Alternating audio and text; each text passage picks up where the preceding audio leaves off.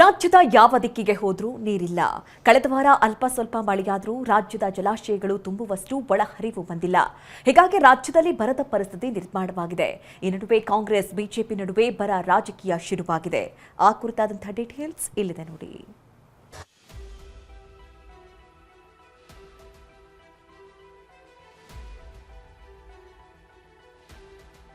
ಮಳೆರಾಯ ಹೋದವನ ಸುಳಿವಿಲ್ಲ, ಬರೋ ಮುನ್ಸೂಚನೆಯೂ ಕಾಣುತ್ತಿಲ್ಲ.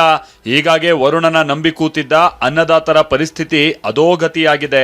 ಬಿತ್ತಿರುವ ಬೆಳೆಗಳು ಒಣಗ್ತಾ ಇದ್ರೆ ಬಿತ್ತನೆಗಾಗಿ ಕಾದ ರೈತರು ಆಕಾಶ ಕಡೆ ಮುಖ ಮಾಡುವಂತಾಗಿದೆ.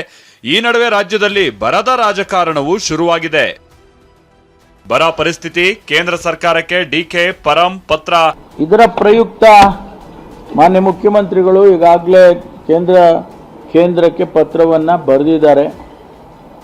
ನಾನು ಕೂಡ ಒಬ್ಬ ಕಂದಾಯ ಸಚಿವನಾಗಿ ಮಾನ್ಯ ಪ್ರಧಾನಮಂತ್ರಿಗಳಿಗೆ ಪತ್ರ ಬರೆದಿದ್ದೇನೆ. ಎರಡು ಕಾರಣಕ್ಕೆ ನಾನು ಪತ್ರ ಬರೆದಿರೋದು. ಒಂದು, ಇಂಥ ಪರಿಸ್ಥಿತಿಯಲ್ಲಿ ರಾಜ್ಯಕ್ಕೆ ನೀವು ನೆರವನ್ನು ನೀಡಬೇಕು, ಅಡಿಷನಲ್ ಗ್ರಾಂಟ್ಸು ಕೊಡಬೇಕು, ಸ್ಪೆಷಲ್ ಗ್ರಾಂಟ್ಸು. ಇನ್ನು ರಾಜ್ಯ ಸರ್ಕಾರದ ಪತ್ರದ ವಿಚಾರವಾಗಿ ಬಿಜೆಪಿ ನಾಯಕರು ವ್ಯಂಗ್ಯ ಆಡಿದ್ರು. ಕೇವಲ ಬೆಂಗಳೂರಿನಲ್ಲಿ ಎಸಿ ರೂಮ್ನಲ್ಲಿ ಅಧಿಕಾರಿಗಳನ್ನು ಕೂರಿಸಿ ವರದಿ ತೆಗೆದುಕೊಂಡು ಪ್ರಧಾನಮಂತ್ರಿಗಳಿಗೆ ಪತ್ರ ಬರೆದ್ರೆ ಸಾಕಾಗೋದಿಲ್ಲ. ಮಾನ್ಯ ಮುಖ್ಯಮಂತ್ರಿಗಳೇ, ತಮ್ಮ ಸಚಿವರನ್ನ ಜಿಲ್ಲೆಗಳಿಗೆ ಕಳಿಸಿ. ನಾವಿಲ್ಲಿ ಬೆಂಗಳೂರಲ್ಲಿ ಕೂತ್ಕೊಂಡು ಏನೋ ಹೇಳ್ಬೋದು, ಒಂದೊಂದು ವಾರ ಆದರೂ ಕುಡಿಯೋ ನೀರು ಸಿಗ್ತಾ ಇಲ್ಲ. ಇವತ್ತು ಪರಿಸ್ಥಿತಿ ಬಹಳ ಗಂಭೀರವಾಗಿದೆ. ಇಷ್ಟೇ ಅಲ್ಲ, ಬಿಜೆಪಿ ಸಂಸದ ಬಸವರಾಜ ಬೊಮ್ಮಾಯಿ ಮೊದಲು ಬರ ಅಂತ ಘೋಷಿಸುವಂತೆ ಆಗ್ರಹಿಸಿದ್ರು. ಈ ಮಾತಿಗೆ ಉತ್ತರಿಸಿದ ಪರಮೇಶ್ವರ್, ಕೇಂದ್ರ ಸರ್ಕಾರದ್ದೇ ಮಾನದಂಡಗಳಿವೆ ಅಂತ ಹೇಳಿದ್ರು. ವಿದೌಟ್ ಎನಿಥಿಂಗ್, ಅದಕ್ಕೆ ರಾಜಕೀಯ ಸ್ಟಂಟ್ ಬೇಡ. ರಾಜ್ಯ ಸರ್ಕಾರ ರೈತರನ್ನು ಉಳಿಸೋ ಸೀರಿಯಸ್ ಆಗಿದ್ದರೆ ಇಷ್ಟೊತ್ತಿಗೆ ಯಾವ್ಯಾವ ತಾಲೂಕಲ್ಲಿ ಮಳೆ ಕಡಿಮೆ ಆಗಿದೆ, ಯಾವ ತಾಲೂಕಲ್ಲಿ ಬಿತ್ತನೆ ಕಡಿಮೆ ಆಗಿದೆ, 20-30% ಬಿತ್ತನೆ ಮಾತ್ರ ಆಗಿದೆ, ಅವೆಲ್ಲ ತಾಲೂಕುಗಳನ್ನು ಕೂಡಲೇ ಬರ ಅಂತ ಡಿಕ್ಲೇರ್ ಮಾಡಬೇಕು.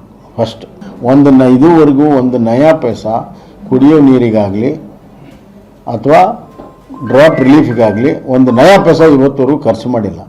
ಇದೊಂದು ಬುರುಡೆ ಸರ್ಕಾರ. ಕೇಂದ್ರ ಸರ್ಕಾರ ಒಂದಿಷ್ಟು ನಿಯಮಗಳನ್ನು ಮಾಡಿದ್ದಾರೆ. ಬರಪೀಡಿತ ಪ್ರದೇಶ ಅಂತ ನೀವು ಘೋಷಣೆ ಮಾಡಬೇಕಾದ್ರೆ ಈ ಪ್ಯಾರಾಮೀಟರ್ಸ್ ಅನ್ನ ಫುಲ್ಫಿಲ್ ಮಾಡಬೇಕು, ಇಲ್ಲದ್ರೆ ನೀವು ಮಾಡಂಗಿಲ್ಲ. ಒಂದು ಮಳೆ, ಒಂದು ಭೂಮಿಯ ತೇವಾಂಶ, ಒಂದು ಉಷ್ಣಾಂಶ, ಆಮೇಲೆ ಅಲ್ಲಿನ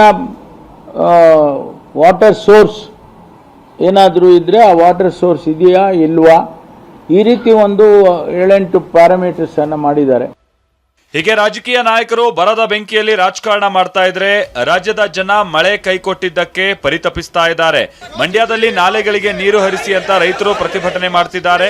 ಇವತ್ತೂ ಕೂಡ ಮಂಡ್ಯದ ಡಿಸಿ ಕಚೇರಿ ಮುಂಭಾಗ ಕರವೇ ಕಾರ್ಯಕರ್ತರು ರೈತರ ಪರವಾಗಿ ಪ್ರತಿಭಟನೆ ನಡೆಸಿದ್ದಾರೆ. ಮಂಡ್ಯದ ಪರಿಸ್ಥಿತಿ ಇದಾದ್ರೆ ವಿಜಯನಗರ ಜಿಲ್ಲೆಯಲ್ಲಿ ಮಳೆ ಪ್ರಮಾಣ ಕುಸಿತ ಆಗಿದೆ. ಹೀಗಾಗಿ ಕೃಷಿ ವಿಜ್ಞಾನಿಗಳು ತೊಗರಿ, ಸಜ್ಜೆ, ನವಣೆ ಈ ರೀತಿಯಾದಂತಹ ಬೆಳೆ ಬೆಳೆಯೋದಕ್ಕೆ ಸಲಹೆ ಕೊಟ್ಟಿದ್ದಾರೆ. ಜೂನ್ ತಿಂಗಳಲ್ಲಿ 78% ಕಡಿಮೆ ಆಗಿರೋದ್ರಿಂದ ನಮ್ಮಲ್ಲಿ ಬೆಳೆ ಆಯ್ಕೆ ಹೇಗಿರ್ಬೇಕು ಅಂತ ಹೇಳಿ ಹೇಳ್ತಾರ. ಇದರಲ್ಲಿ ಒಂದು ಬರ ನಿರೋಧಕ ಬೆಳೆಗಳು ಮತ್ತು ತಳಿಗಳನ್ನ ಹಾಕೋದಾಯ್ತು, ಜೊತೆಗೆ ಕಡಿಮೆ ಅವಧಿ ಬೆಳೆಗಳನ್ನ ಹಾಕೋದು. ಬೆಳೆ ಯೋಜನೆಯಲ್ಲಿ ಒಂದು ತೊಗರಿ, ಸಜ್ಜೆ, ನವಣಿ, ರಾಗಿ ಈ ಬೆಳೆಗಳನ್ನ ಬೆಳೆಯಬಹುದಾಗಿದೆ. ಇನ್ನು ಕೊಪ್ಪಳದ ಕನಕಗಿರಿಯಲ್ಲಿ ಹೈನುಗಾರಿಕೆ ನಂಬಿ ಜೀವನ ನಡೆಸ್ತಾ ಇದ್ದ ಜನ ಹಸಿವಿನಿಂದ ಬಳಲುವಂತಾಗಿದೆ. ನೀರು, ಮೇವು ಸಿಗದೆ ಊರೂರು ಅಲೆಯುವಂತಾಗಿದೆ. ಕನಕಗಿರಿಯಿಂದ ಗಂಗಾವತಿಗೆ ಬಂದ ರೈತರು ಕೆರೆಗಳಲ್ಲಿ ನೀರು ಹುಡುಕ್ತಿದ್ದಾರೆ. Bureau report, TV9.